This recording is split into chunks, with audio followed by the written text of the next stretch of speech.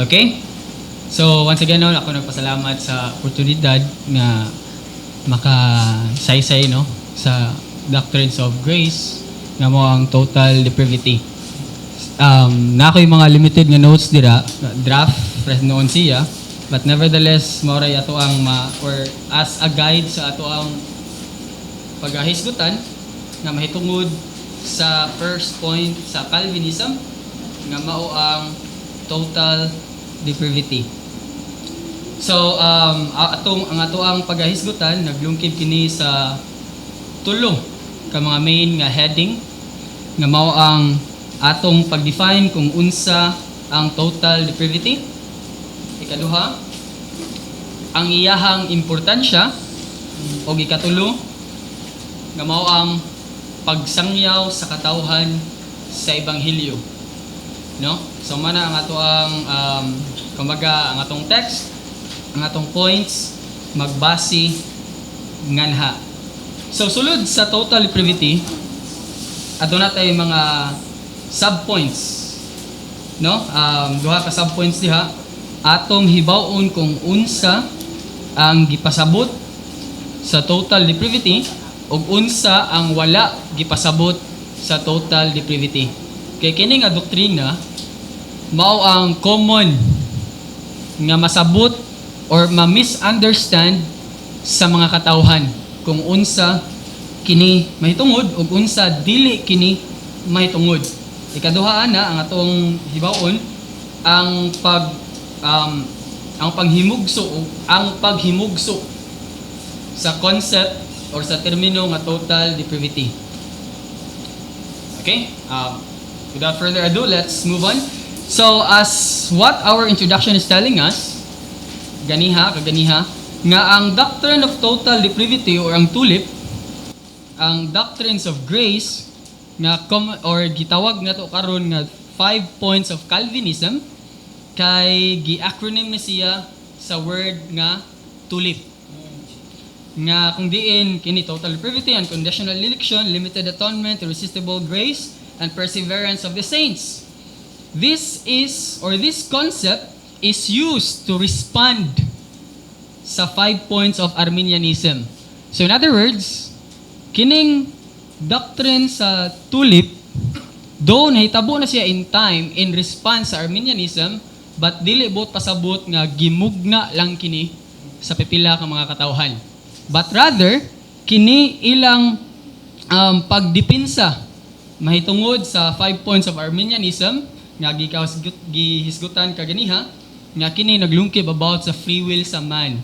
So, if we are going to say nga kini response, once again akong usbon, dili kini minugna lang sa tao or sa mga council o sa mga reformers ni adtong tungura, but rather kini girespond base sa Holy Scriptures.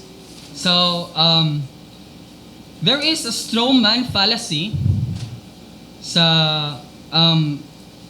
kano nga i-attacking anhi kanato nga mga reformers, to be specific katong mga nag-hold sa Calvinism nga kita daw follower sa tao. Ang Calvinism daw kay mga kuan mo mga Calvinismo, mga follower mo ni John Calvin. Okay, this is a straw man fallacy because we are following the doctrine but not the man. In other words, we are following the teaching, dili ang atong gi-follow ang tao. Okay? So in fact, ang kini mga teachings ato ni siyang gi-weigh. Is this the teachings from the Bible or not? Since we believe ang Holy Scripture kaya ang atong final authority in faith and practice. So we are talking about souls in here, our souls. So that's why we based our belief, our practice, our hope sa Holy Scripture. That's why we believe ta sa doctrine nga Scripture alone or sola scriptura. We are following the teachings from the Holy Scriptures and not man. Okay. So I hope nga kini nga lecture no nga maka-unravel ta or hatag ta kung unsay gipasabot gid niini, especially sa doctrine of total depravity, kay usa ni sa mga controversial nga mga doctrines. Nya kung diin ang tao maglisod og tulon niini. Tungod kay ang katawhan or ang tao adunay lahi nga pagsabot sukwahi sa balaang kasulatan. Nga ganahan ang tao nga naa siya ikatampo sa iyahang kaluwasan. No? So, let's start. Unsa atong gipasabot sa total depravity. To understand the meaning of the concept total depravity, it is important to understand its scope and definition of terms or definitions of term. Atong dapat mahibawaan kay tungod kay kung ma-misinterpret ni nato nga term, posible nga kini makaapekto sa wrong conclusions. Nga makaapekto ni siya sa misinterpretation of this term might lead to wrong conclusion and notions. No? So, let's start. What does it mean and what does it not mean? We first need to give a concrete definition of what is total depravity and then what is not total depravity. Let's start. Total depravity may sometimes be said in several ways such as total inability, righteous incapability, radical corruption, no, as what R.C. Sproul iyang giterm kining total depravity, ug moral inability. Now, ato ning hibaon kung unsa ni siya. So, let's go sa Second London Baptist Confession of Faith.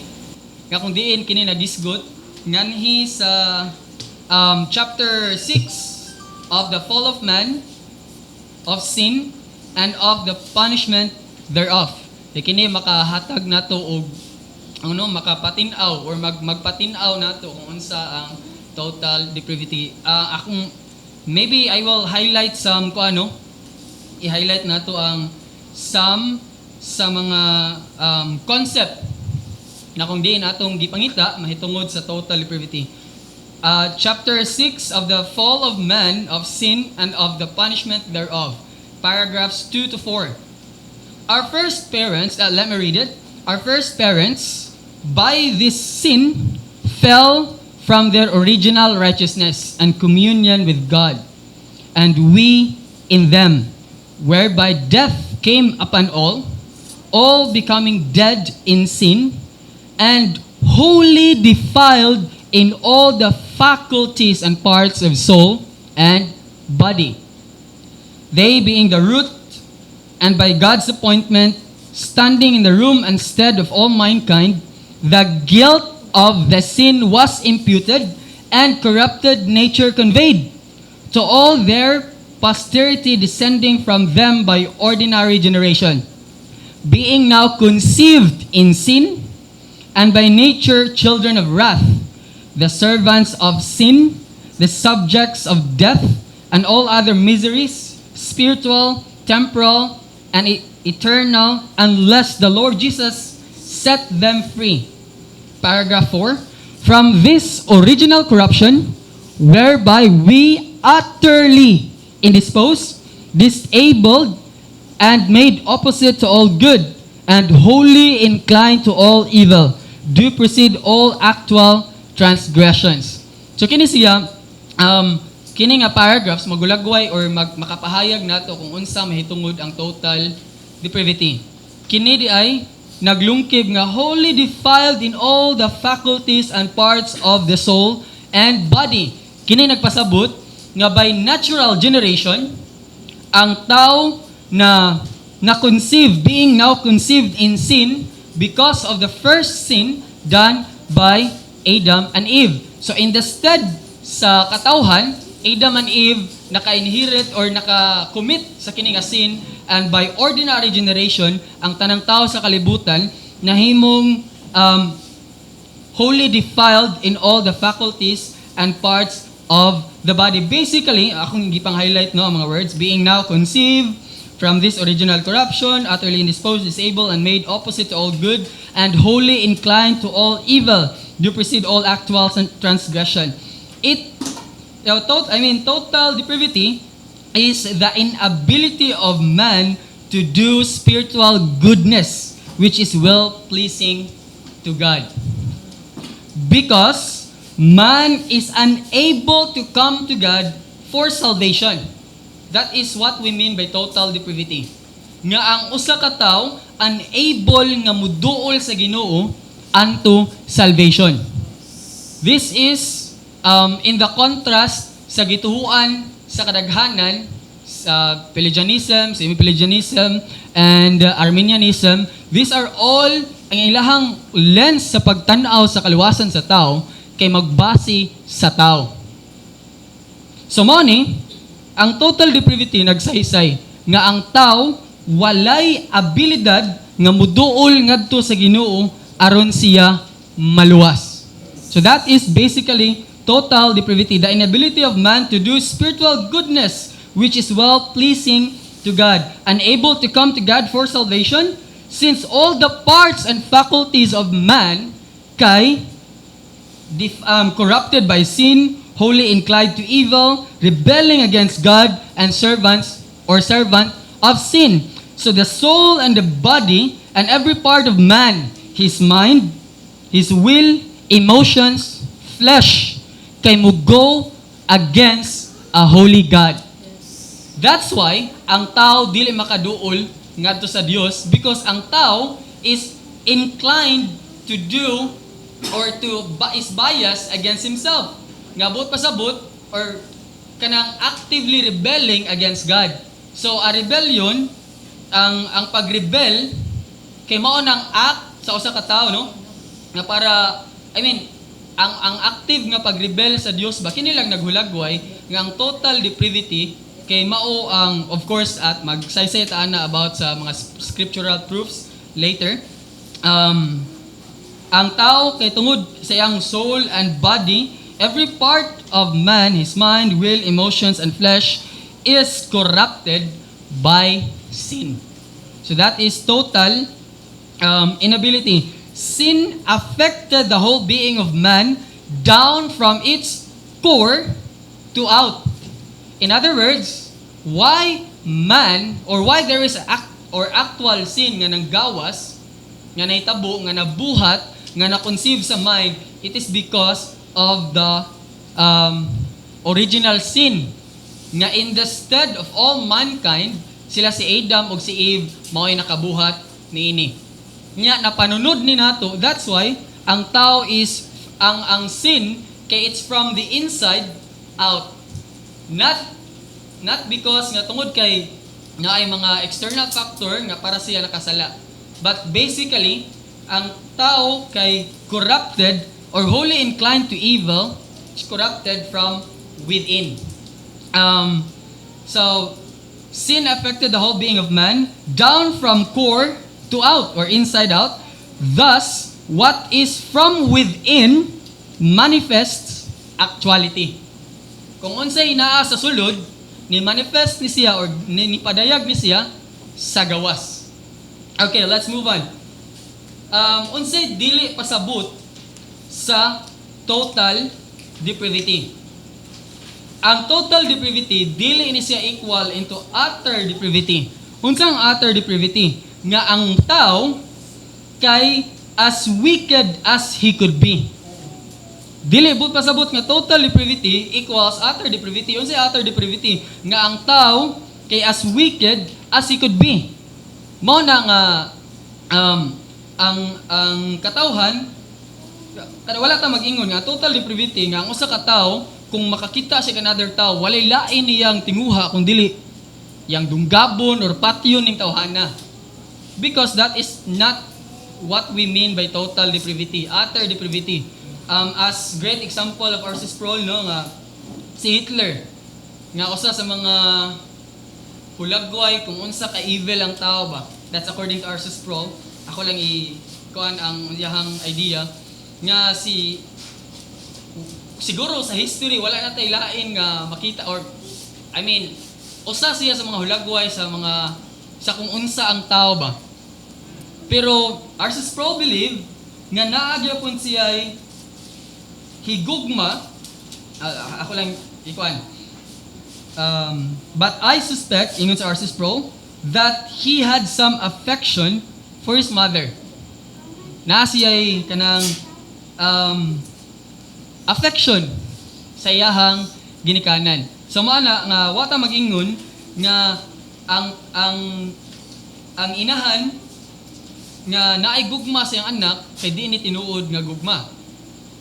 Or kanang kining at natay mga unbelieving nga mga parents, no, or mga unbeliever nga mga kaila, nga believing parents nga kanang iyang pagigugma sa iyang anak di mo na tinuod. No, tinuod na siya. Dili na mao ang total depravity. Kung ingon ta nga akanang imong amigo nag-invite nimo during sa iyang birthday, intention gina niya nga invite ka sa ingon ka nga murag di man ni tinuod kay total depravity ra ba? Kabaw ko nga ako ani diha kanang hypocrisy rin eh. Or base na siya tinguha nga i-poison ko, dili inana ang total depravity. Okay, I hope na nasabtan ta na. Let's move on. Total depravity does not mean that man cannot distinguish what is morally right and morally wrong. Wala nagpasabot ang total depravity nga ang tao wala na idea or wala na pagsabot kung unsa ang sakto o unsa ang dili. Upon creation, man is endued with an innate knowledge of morality. That's why we have conscience. No? Wala na nagpasabot nga wala na idea ang tao kung sa sakto o sa dili. So, sunod, wala sa nagpasabot ang total depravity nga ang tao kay wala nay pagtinguha nga mutuman sa ethical moral actions toward fellow men. Buot pasabot nga kung ang usa ka tawo kay tungod kay totally depraved siya, wala na siya tinguha nga kung naay nasama diha nga naligsan baron na dili na niya tabangan. I mean, ako ang illustration lang. Dili na siya buot pasabot sa total depravity. Nga wala na pag-strive ang tao nga mutuman sa balaod, nga kada kita niya or kada kita niya sa laing tao kay iyang tinguha ra gid to kill or to kaya basta pasakita na siya. Every wicked thought nga pwede or kanang mahunaw-hunaan sa katao against sa iyang fellow men kay dili na mao ang atong gipasabot sa total depravity. Ang total depravity once again is the inability of man to do spiritual goodness acceptable unto God tungod kay siya corrupted by sin from the inside. Let's move on. So what then is the purpose or nganong asa man din ni nato i-place or ibutang ang kining mga good works? Di ba namay mga good works in good? So bang lamok to. Nay mga good works nga Dahil mga good works nga, so asa man nato ibutang mga good works sa tao in human standard. We place this action toward morality in their proper place. And what is that place? The common grace. It is because of the common grace of God nga ang tao makabuhat pag goodness sa iyang kagalingon. Because man is created in the image of God. And it is marred by sin, but never, kanang wala jud siya ingon nga nawagtang ba.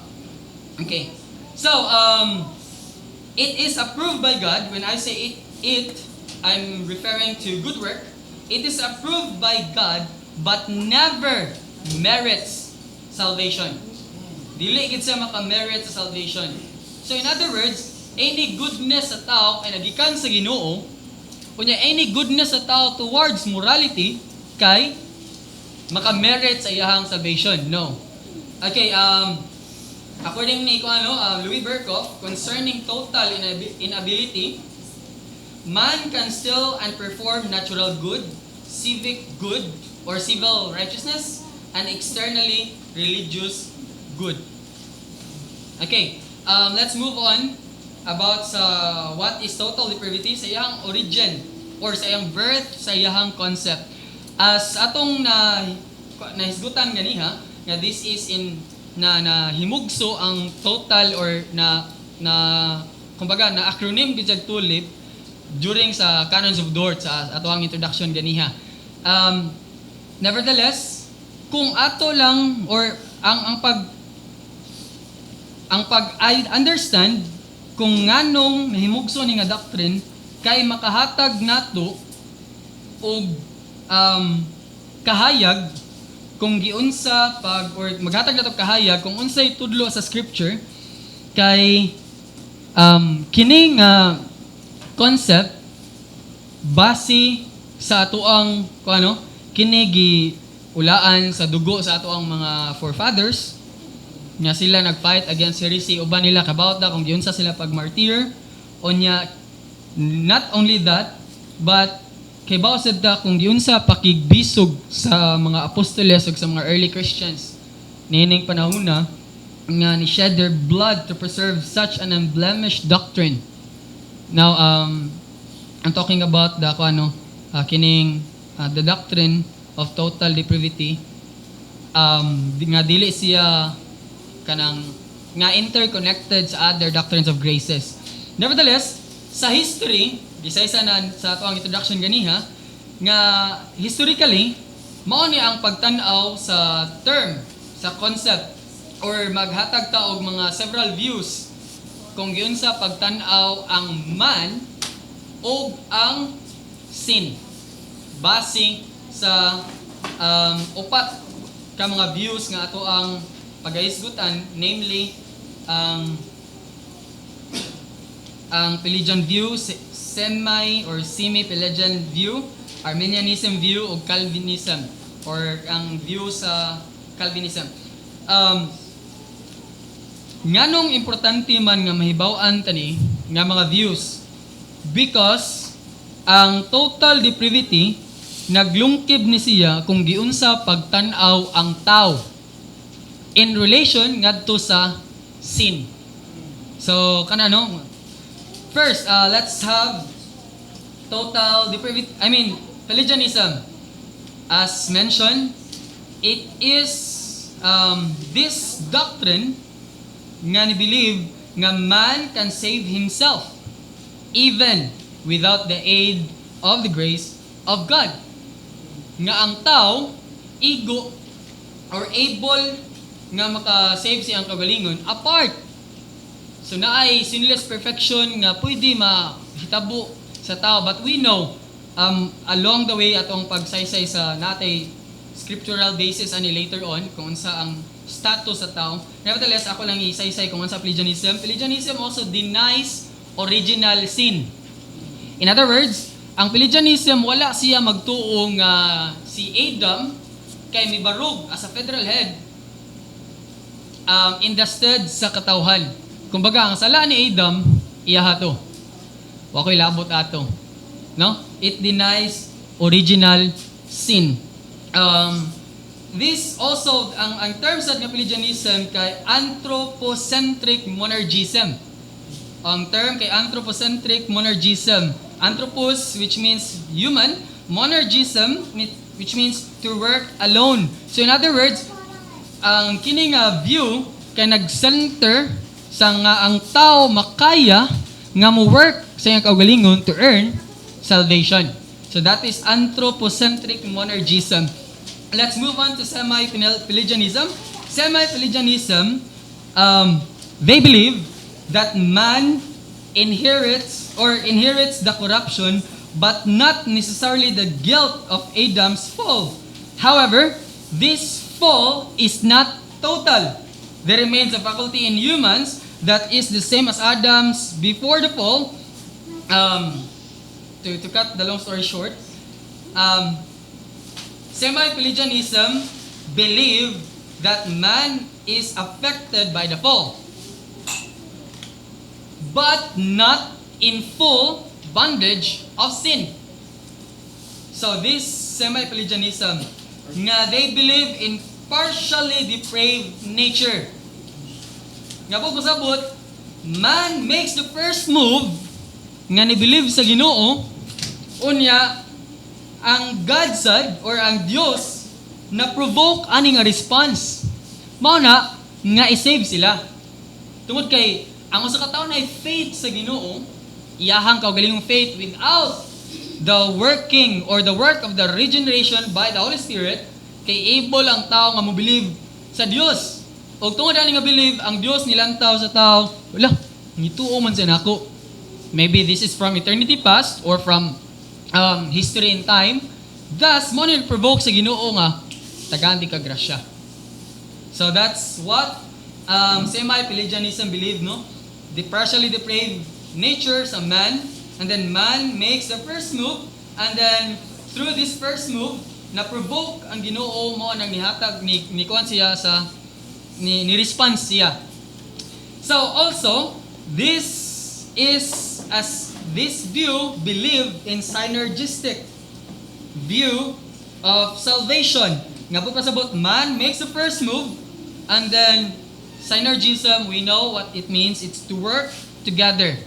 So ang tao ni first move, ang Dios na-provoke ato iyang gikuan, o nya nakig-work sila until achieve ang salvation or makuha ang salvation.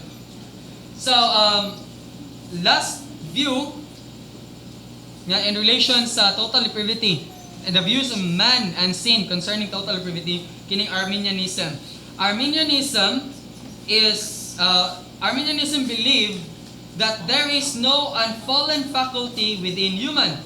However, God extends prevenient or preparatory grace. So, that's not necessarily said nga wala sila mo believe sa original sin. Some sa mga Arminianism kay take note lang nako. Some sa mga Arminianism kay ni believe sila og original sin. But in this case, God must first initiate the process through prevenient grace, and then man responds. Pelagianism, able ang tao without the aid of the Holy Spirit. Semi-Pelagianism, man makes the first move, and then God provokes the response. Ang semi-Pelagianism, kay God ang first response ngadto sa man, but this grace can be accepted or rejected. So basically, one thing ang ilahang in common, nga ang tao adunay will. Now, we also believe in will. But later on, ato nang discusso doon sa ni ang will, no? Later sa kining ato ang pagsaysay about sa sin. Okay, this view believes in synergistic way of salvation. God makes the first move, and then man can reject or accept this first move. Now, Calvinism is this: man inherits both the corruption and guilt of Adam's fall. And this corruption extends throughout the whole man. In other words, ang kining nga fall naka-affect sa tao. Thus, wala siya kapasidad nga muduol ngadto sa Dios aron siya maluwas. That is Calvinism. God extends saving grace only to specific people, and then initiating and completing the entire process of salvation, in which man is a passive recipient. We don't deny human responsibility, but in terms of salvation, man is a passive recipient. Wala gid siya gikatambag.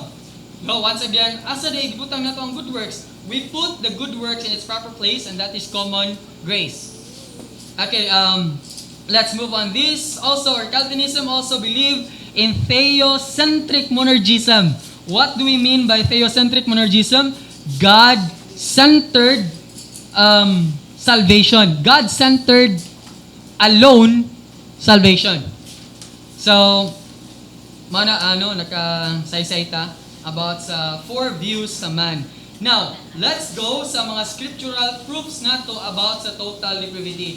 I know nga kung atong tagsa-tagsaon ng Bible, either explicitly or by implication, kay balta kung unsa ang status sa man, but we just select some context, no? Some context lang ato ang giselect aron ta makahibaw kung unsa ang sin or status sa man or man, how man is viewed in the Holy Scriptures. So, how man is viewed in the Holy Scriptures plays an important role in understanding the status of man in front of a holy God. And many people failed to grasp the full definition of man with how sin affected his or whole being. In other words, ang scripture nagsaysay kung unsa ang atong status atubangan or unsa ang status sa tao nga nasa atubangan sa balaan nga Dios. Let's go to Romans Romans 3:10 to 18 kung atong saysayon dira nganha makita ang dili lang siguro nako basahon ako lang ihatag kung unsay kana nga context nagsaysay kung unsa ang tao. Unsa ang status sa tao ngadto sa atubangan sa Dios. Kung unsa ang tao ngadto sa Dios. Now, gingon dira there's none righteous, not even one. This is the kumbaga ang thesis sa istorya sa Romans 10 ngadto sa 18. Now there is none righteous, not even one. So where is the righteousness of men? The righteousness of men cannot merit our salvation. Now, kini nagulagway di ay kung unsa ang tao. First, ang atong way, our way of thinking. Makita ta na sa verse 11a. Then, our spiritual inclination. Our way of thinking, gipakita dira kung unsa ni kangayengig, there is none who seeks for God or there is none who understands God. Our spiritual inclination, there is none who seeks for God. Our speech, gilagway dira kung unsa kang ngilngig ang atoang kuano, our speech is corrupted. Our actions, verse 15 to 17. And then lastly, our reverence and awe, verse 18. So basically, ang status sa tao, dili sa righteous sa tubangan sa Ginoo. Unya, nganong di mo sa, we know kung asa ni nag-origin ang sin. This is from, or ang original sin, gikan ni, na corrupt, inherited, and imputed by the sin of Adam and Eve. So, our way of thinking is affected by this. Our spiritual inclination is against God. Our way of thinking is worthless. That's what the Bible is telling us. Our spiritual inclination, our speech, gilagway diha, nga kini puros way kapuslanan, kapaitan lang. Our actions, is always against God. And then our reverence, kay wala na pagtahod o kahadlok sa Dios nga nasa atubangan. Mo ang status sa tao. So, most people, if not all, nganong ang tao kay nakaingon man nga ang human or ang person kay able nga mo-believe sa Ginoo. No? Nga the Bible is telling us the other way around. So, money kay asa man nagbasi ang tao nga nakaingon sila nga ang tao na may pagtuo sa Dios. It's just by mere observation. Dili siya scriptural. Naobserbaran mo guna ako nga gi-invite ko, sincero mo to among silingan. Nga gi-invite ko.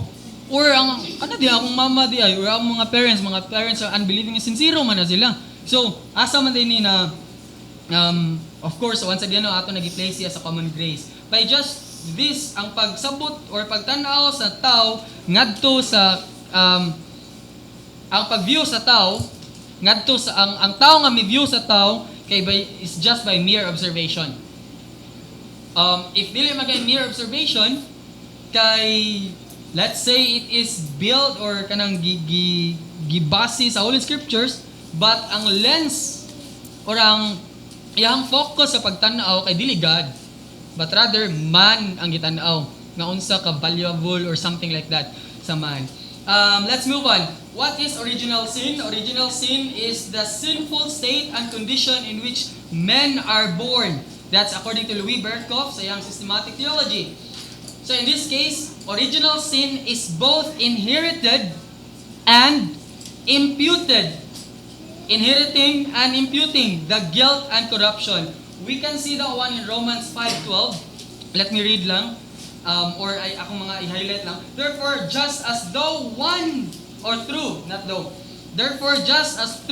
man sin entered into the world, and death through sin, and so death spread to all men because all sin.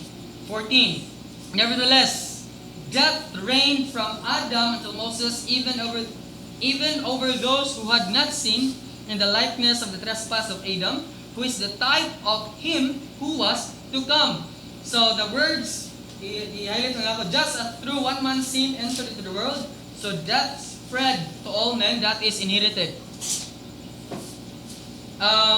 Nevertheless, death reigned, who had not sinned, in the likeness of trespass of Adam, that's imputed. So, original sin, kay both inherited and imputed. Now, the concept of original sin is really important in understanding the doctrine of total depravity. So, naa siya kalabutan. Kay, ang uban nga view, ni-believe nga wala ka panunod sa original sin. Ang uban ni-believe na kapanunod sa original sin, pero dili, part lang. Or something like that. Kana siya. So, what is actual sin? Actual sins are the sins done by a person, yet are not only limited to external works. Maning isa-isa sa Galatians 15:19-21, the works sa sala kanang especially gisinggit ni Pastor Julito, Brother Kelvin nga mao ni mga tawhana enumerated by habit. Mao ni mga tawhana ang adto sa eternal damnation. So that's external works kanang napadayag, napakita. But ang actual sin di ay dili lang kay ni kanang napadayag or napakita. Kaya ang actual sin sa di ay ang thoughts ang na-conceive sa imuhang una-una o sa imuhang volition. Or huna-una o imong gitinguha. Manay actual sin sad. Dili lang kay katong ang pagsumbag nato sa usa ka tawo or kanang ang pagpasakit nato. Actual gid ba? Kay mao na say external works. But dili lang kay kana even sa imuhang pag hunahuna nga namiya gid niyang sumbago actual sin na siya pod. So as someone nigawas ang actual sin. Ang actual sin mao ni ang pagpakita or nigawas ning actual sins tungod sa original sin nga naa nato. Kana siya ang pagsabot nato. So let's move on. By the way, ang conceive or sin but also sins conceived in thoughts and volitions, please read lang. Ako lang yata yung verse nga. Please read lang. Matthew 5:27-28. So once again, this is ang mga verses nga itong ipanghatag. Dili si ingon inana ka-exhaustive. Kaya matong tagsa-tiglaw dito mahuman. But rather, I just focus on one context nga mo ay nagsabot or atong gipakita ang sins or ang atong mga scriptural proofs ba. Kay tagsa ka concept lang or tagsa ka context lang atong gipakita. But if you want to study more, we urge that for personal study sa pagtuon sa mga verses mahitungod sa original sin and actual sin. Okay, now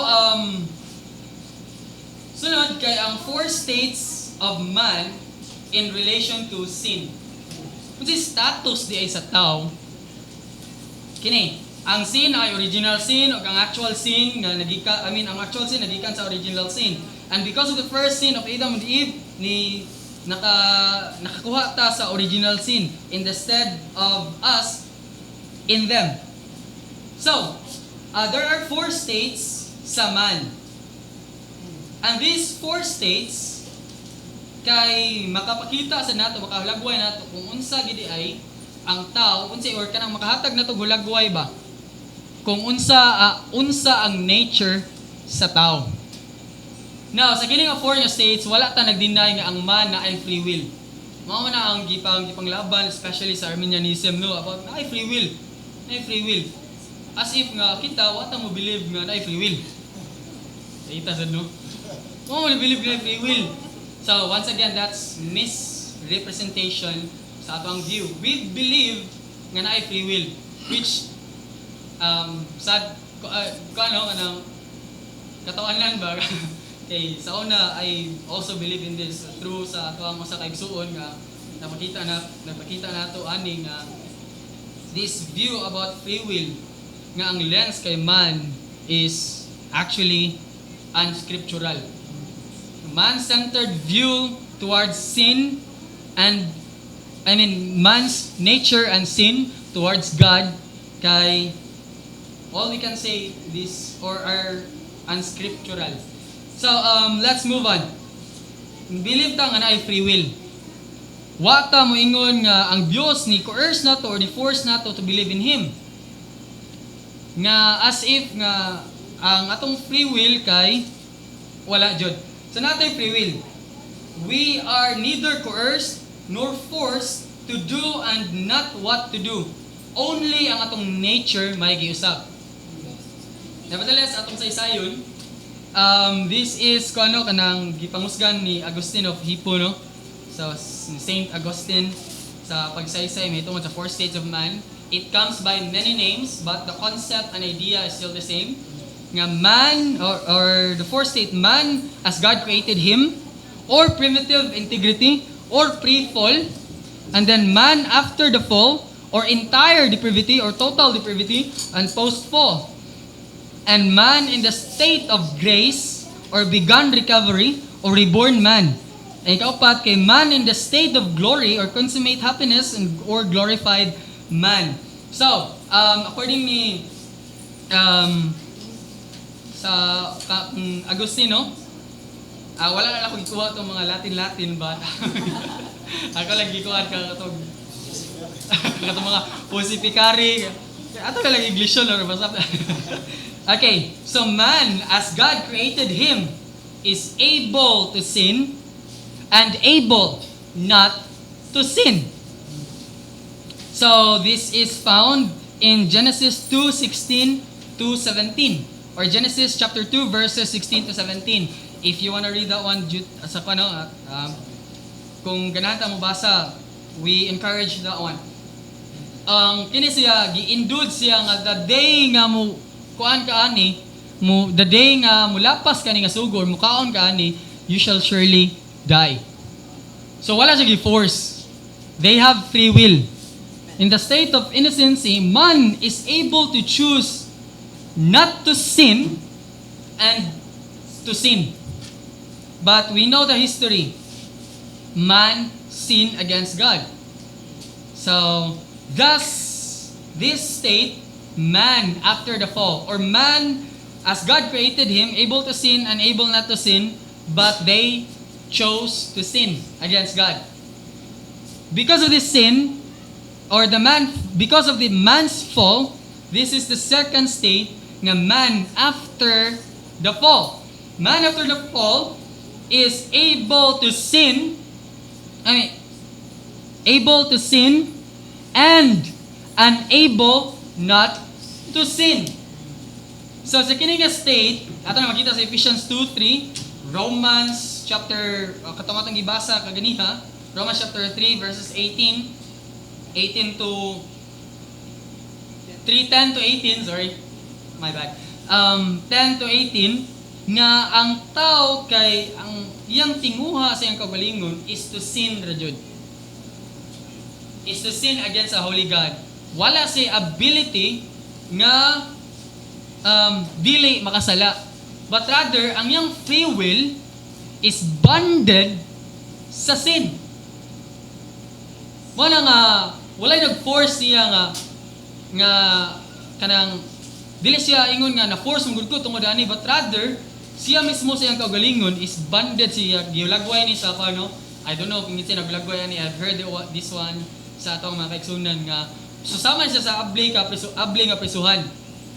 Nga ang tao, abli ang prisuhan, ang tao di gusto mo gawas. Abli ang prisuhan. Di ka pwede lagi ka makakuan. Pero ang tao, gi-choose gid niya nga di ari na gid ko. Ari na ako sa state of sin. And then ang tao napay kusog nga mosulti sa Ginoo nga why not me? How dare sa tao, no? Nga makuha na nga kung ang free will atong hisgutan, ang imuhang free will, ikaw nga tao, is to sin against the Holy God. Bonded sa sin because of the radical corruption nga atong na-inherit after the fall. And then, muna, kiingon pagid sa atong gibasa kaganiha sa introduction, nga, kanang, who art thou, O man ba, that replies against God? Let's move on. Sa kining state, man in the state of grace or become recovery or reborn man. So this state, able to sin and able not to sin. La, pareho sa state of innocency. No? Kining state of innocence, by the way, man in the state of grace is able to sin and able not to sin. Dili bot pasabot nga gibalhin ka sa Ginoo ngadto sa pag nanaka sa state of grace nga mura na kag innocent dayon. No? Doesn't work that way. Kay kining man as God created him is wala pay sin nga nitunga. Okay? Wala pay sin. But man in the state of grace kay ang man daan affected na sa sin. So kuano kanang lahi siya nga since able to sin and able not to sin, niya sa state na sad able to sin and able not to sin, so na state of innocency ang man? No. Kay man is guilty na daan sa fall. So I hope nga nakuha ang difference sa man as God created him, or state of innocency, and the state of grace. So we can see that one in Ephesians 4:24. We can see that one in Ephesians 4:24. Once again, we encourage nga basahon ang mga verses nga gihatag nato, no? And to study more about it. Let's move on. Man in the state of glory is, or consummate happiness of glorified man. Man in this state is able not to sin and unable to sin. Okay, so this is man in the state of glory. So basically, ato na makita sa 1 Corinthians 15:54 to 55, na kung di nagkuanta ang Christians kinagpaabot nga ang kining corrupted mahimong incorruption. It will be happen in the state of glory. So kini siya. So ano siya? Our case, or sa kini, after the fall, ang state sa tao is unable. Apart from the sovereign grace of God, ang tao dili jud makaluwas sa iyang kaugalingon. Man is a passive recipient. Now our salvation is a work of God from beginning till end. So walay iyaha sa tao nga naka-merit niya nga para ma-earn niya ang salvation. Never. If that is your view, or that is a person's view, kana nga view kay unscriptural. Unscriptural na siya, no? We cannot see that view in the scriptures. So, let's move on. So, unsay importance sa doctrine of total depravity? Sa importance niya. Misunderstanding the doctrine of total depravity leads to serious errors and consequences. Kung maka-misunderstand ka sa total or doctrine sa total depravity, kay makahatag gini siya og serious consequences. That is why we have here ayang importance theologically o practically. First, doctrine or let me read lang sige. Common nga phrase in Reformed theology, no? Orthodoxy leads to orthopraxy. That means to say, theologically, your right theology leads you to right practice. So the doctrine of total depravity, kung makasabot lang, kini nagulagway diay or kini nagpakita nga walay himaya nganha sa tao. But rather, sumuna nga bisan gamay na lang pagmaymay or paghimaya sa imong kagalingon in the doctrine of the total or doctrines of graces, to be specific, tungod kay hibawaan mo kung kinsa ka in the total depravity, wa kay laing tinguha gyud. Nga kundi ang paghatag lang sa himaya tungod kay wala kay part sa imong salvation nga giluwas ka sa Ginoo. Kini nga theology maghatag kanimo ngadto sa right worship towards God. Different views concerning man produces different worship. So if your view regarding man is not scriptural, posible nga dili nimo hatod nimo ngadto sa paghimaya sa Dios sa insakto. So right or different views concerning man produce different worship of God. So, trusting salvation to man and his ability deprive God or rob God of his glory.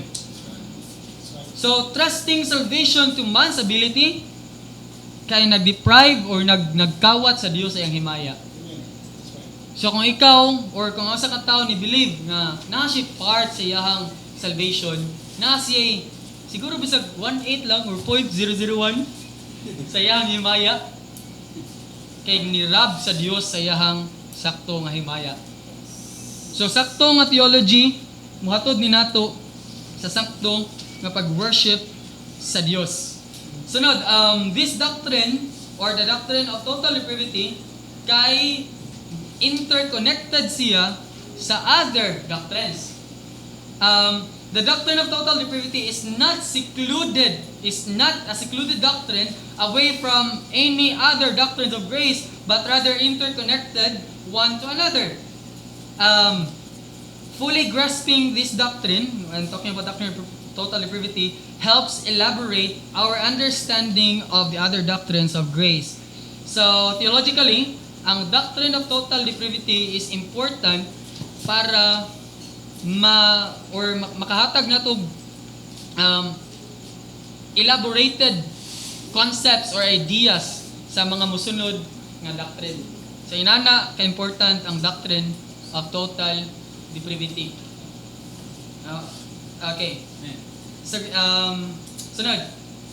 Practically, its importance in practicality. If a person would fully understand who and what his nature is, he or she would ask for salvation from God.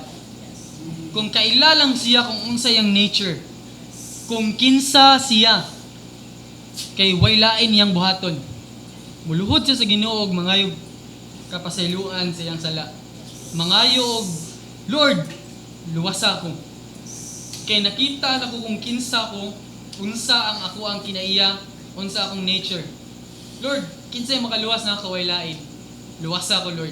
Kini mohatod nato sa pag-kneel down sa ato ang mga tuhod. Sa pag-kneel down sa ato mga tuhod, sa pagyahat sa ato mga mata nga doon sa langit, o sa pagpangayo o kapasayloan, pag-acceptance nga na sa atong buhi nga Dios. So, one would see how helpless, undone, she would be apart from the grace of God. Ang usa ka tawo makakita kung unsa siya ka walay nahut nganha sa tubangan sa Ginoo kung dili pa lang tungod sa grasya sa Ginoo. Let's move on. Karon ato na nakita kung unsay status sa usa ka tawo nganha sa tubangan sa Dios. Kinaunhan ang tao makasasala. Nga tungod sa sala, ang sala nakapahimulag sa tao ngadto sa balaan nga Dios. Ang impierno sa Ginoo ang tao mismo. Tungod kay siya nakalapas sa balaod sa Ginoo, it was witness from the scriptures kung giunsa pagsilot sa Dios. Giunsa pagsalikway sa Dios sa katawhan or sa tao nga mga makasasala. Nga atong nahibaw-an karon na saysayan karon nga ang tao ang iyang status ug ang standing at ubangan sa Ginoo kay usa siya ka makasasala. Romans 10 to 18 nagsaysay nato. 19 to 20 gipakita ang balaod sa Ginoo wala jud matuman sa tao. Ephesians 2:1 to 3 kita nagtinguha sa atong kaugalingong mga tinguha sa unod. nga way kalabutan sa Dios. Kita nahimong nakig-away sa Dios actively. Kita nahimong rebelde sa Ginoo actively. Kita nahimulag sa Dios. Nga walay lain nga ang atoang angayan nga maangkon nga worthy kita sa capital punishment sa Dios. Nga mao ang kamatayon. Nga kamatayon pagtambog sa kalag sa usa ka tawo nga makasasala. Tungod sa kay siya walay tinguha. Ora niyang tinguha. Wala siya laing tinguha kundi ang pagtuman sa iyang kagalingong unod, kundi ang pagrebelde sa Dios. Nga tungod niini siya nahimulag sa Dios. Nga ngayon niya mao lamang ang kamatayon ug wala na lain pa. Wala siya laing tinguha, wala siya tinguha ang tao, ang nature sa tao, walay tinguha nga paghimaya sa Dios kundi ang iyang tinguha lamang mao ang pagrebelde, pakigbatok, pakig-away sa Dios. Nga siya makasasala og siya nagkinahanglan og kaluwasan. Kay dili siya makaluwas sa iyang kaugalingon base sa ato ang mga gipangsaysay kaganiha. Siya walay tinguha or siya unable nga makaluwas sa iyang kaugalingon tungod sa iyang state, tungod sa iyang status. Og tungod niana adunay usa lamang kakaluwasan nga gihatag sa Dios nga nihi kanato. Nga there is only one, our only salvation, who is Jesus Christ. Ang pagkamatarong sa Dios nga iyang gihatag nga nihi nato. Romans 3:21-26 kini nagpakita og nagsaysay. Nga tungod kay kita nahimulag sa Dios, ang Dios mo ay nagtinguha sa pagsiguli kanato, tali kanato nga mga makasasala ug ngadto sa balaan nga Dios. Siya nahimong halad pasiguli kanato. Nga kagawas lamang nganha sa iyang anak. Ngayang anak Dios nga nagpakataw. Nga mituman sa tanang sugo sa Dios sa tanan nga pamaagi ug wala matuman nganha kang Kristo. Nga kung diin sulti sa isa sa balaang kasulatan, nga kung diin ngadto kang Kristo, ang Dios na himaya. Kung din ngadto kang Kristo, ang Dios Amahan na himaya ang ngadto kaniya. So this is the righteousness of God nga gihatag niya ani kanato. The only salvation nga atong maangkon, nga atong matinguha, or nga atong maangkon, nganha lamang kang Kristo Jesus. Siya nakatilaw og kamatayon in the stead sa iyang people. Siya Dios nga nagpakatao, ginasimba sa langit. Apan siya ninaog nga ni sa kalibutan. Unsa kang ngilngig kini nga humiliation. Unsa kang ngilngig kini nga humility. Unya ikaw nga tao moingon pa ka nga kuwang pa to kay naa ako'y part. Katong gibuhat ni Kristo nga ningani siya sa kalibutan, kuwang pa to. Nakadungog ka sa imong gipanulti? Gikuwangan ka ato? Ginasimba sa langit? Bisan pa magtibukon ang imuhang mga binuhatan or ang binuhatan sa tibok kalibutan, mga good works sa tibok kalibutan, dili gyapon enough nga maka-merit nimo sa salvation. Because there's only one salvation nga gihatag. Nganha lamang si Kristo Jesus. The only Savior nganhi kanatong mga tao nga nahimulag sa Dios. Karon imo nang nakita kung unsa ang imong deserve. Karon imo nang nakita kung kinsa ka, unsa imong nature. Imo nang nahibaw-an nga ikaw walay nahut. Nga ikaw dapat ug ngayan nga mahadlok sa balaan nga Dios nga mao'y mosilot kanimo ngadto sa eternal damnation. Apan ang Dios nagtawag kanimo sa paghinulsol. Apan ang Dios nagpakita kanimo sa iyang gugma nganha kang Kristo Jesus. Ang Dios nag-aghat kanimo nga mo-repent ka sa imong kaugalingon ug mutuo kang Hesukristo. Kay kung wala si Kristo, wala kay mabuhat. You are called to repent and believe Jesus Christ, for no matter who you are, you will find refuge in Him. Repent and turn away from your sin and believe in Jesus Christ, for He will save you.